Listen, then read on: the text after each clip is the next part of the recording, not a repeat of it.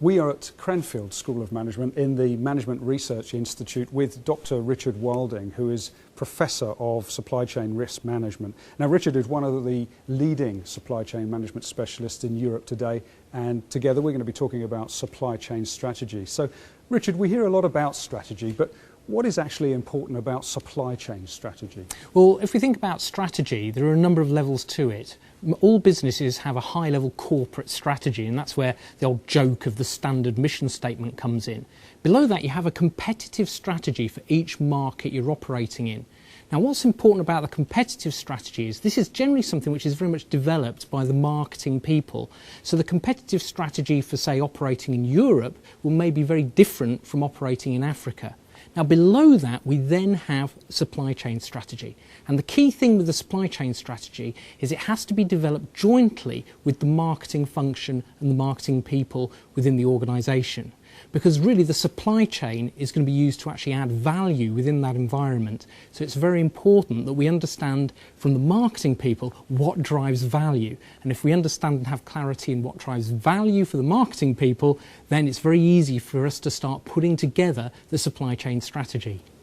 So what do organisations need to consider when developing a supply chain strategy? Okay, the supply chain strategy, there are 4 key elements that it's made up of. First of all, we have to think of the area of process design. So we have to think of our supply chain process design.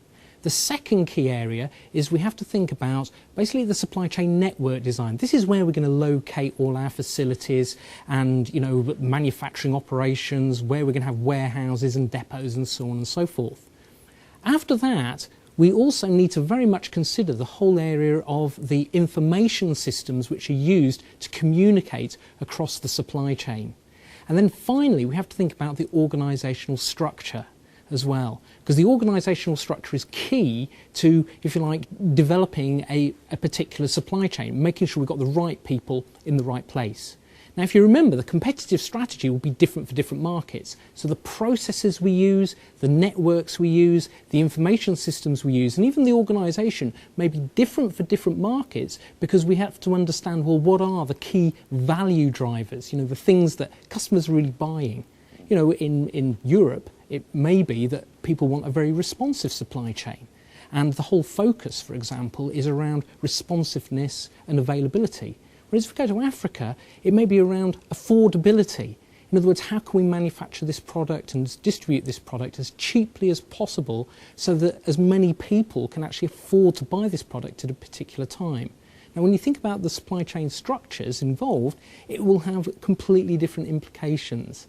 I've got a good example, actually. I was working in the beer industry some months ago, and they were doing precisely this. So if you're looking at a beer in, say, the Netherlands, it's all about availability. So you have very responsive processes. You need to be able to have beer distributed within 2 hours and so on and so forth. But when you actually move out to somewhere like Africa, very different. It's all about this whole issue of affordability.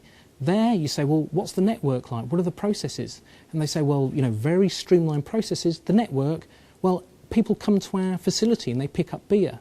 And I said, oh, so, do you have 15-minute delivery windows for these people? Oh, no, they sit in their pickup trucks for up to 5 days before we allocate them the beer.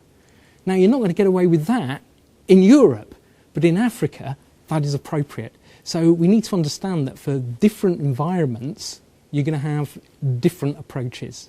Okay, so what is the one thing that is critical to an effective supply chain strategy?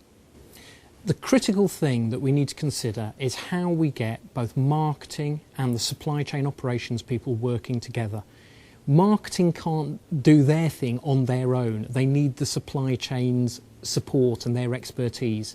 Because now what we're finding is that really the product, particularly if we're looking at a particular product, that is just a qualifier. What makes the difference now is how we deliver that product, how we make that product available.